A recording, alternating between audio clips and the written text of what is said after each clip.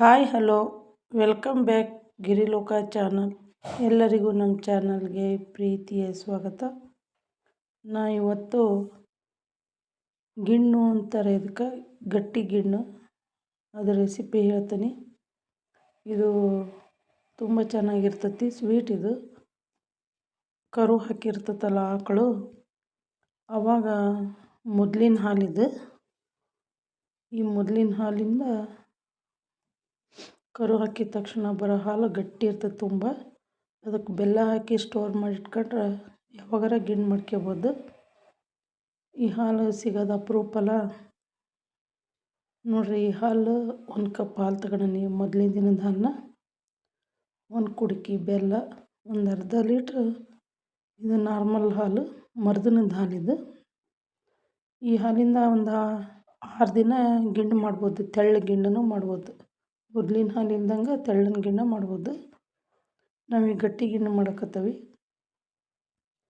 ಆ ಬೆಲ್ಲನ ಕ್ಲೀನಾಗಿ ಸಣ್ಣಕ್ಕೆ ತುರ್ಕೋಬೇಕು. ಒಂದು ಅರ್ಧ ಸ್ಪೂನು ಏಲಕ್ಕಿ ಪುಡಿ, ಬೆಲ್ಲ ಹಾಕಿ 1 ಕಪ್ ಈ ಹಾಲು ಹಾಕಿ, ಗಟ್ಟಿ ಹಾಲು ಮೊದಲಿನ ದಿನದ ಹಾಲು ಹಾಕಿ ಕ್ಲೀನಾಗಿ ಮಿಕ್ಸ್ ಮಾಡ್ಬೇಕು. ಬೆಲ್ಲನ ಅದ್ರ ಹಾಲಿನಾಗ ಪೂರ್ತಿ ಅದು ಬೆಲ್ಲ ಎಲ್ಲ ಕರಗಬೇಕು. ಆ ಥರ ಹಾಲನ್ನ ಮಿಕ್ಸ್ ಮಾಡ್ಕೋಬೇಕು, ಬೆಲ್ಲನ ಕ್ಲೀನಾಗಿ.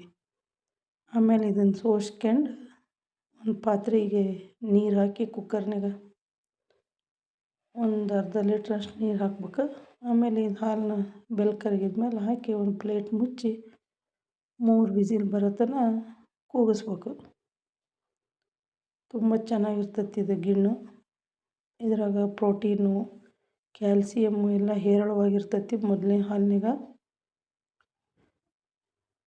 ನೋಡಿರಿ, ಈಗ ಎಷ್ಟು ಚೆನ್ನಾಗಿ ಬೆಂದೈತೆ ಇಲ್ಲ ಅಂತ ಗೊತ್ತಾಗ್ಬೇಕಂದ್ರೆ ಒಂದು ಕಡ್ಡಿ ಇಲ್ಲ ಒಂದು ಸ್ಪೂನ್ ಹಾಕಿ ನೋಡಿದ್ರೆ ಗೊತ್ತಾಕತಿ. ನೋಡಿರಿ, ಗಟ್ಟಿಯಾಗಿ ಪೇಡೆ ಹಲ್ವಾ ಥರ ಆಗೈತಿ. ತುಂಬ ಚೆನ್ನಾಗಿರ್ತೈತಿ ಇದು ವಿಶೇಷವಾಗಿರ್ತೈತಿ. ನಮಗೆ ಯಾವಾಗ ಬೇಕು ಅವಾಗ ಸಿಗಲ್ಲ, ಅಪರೂಪ ಇದು. ನೋಡಿ, ಸ್ಪೂನಿಗೆ ಹಾಕಿರ ಯಾವ ಥರ ಶೇಕ್ ಆಕತಿ. ಮತ್ತು ಮುಂದಿನ ವಿಡಿಯೋದಲ್ಲಿ ಹೊಸ ರೆಸಿಪಿಯೊಂದಿಗೆ ಸಿಗ್ತೀನಿ. Thank you for watching. Bye bye.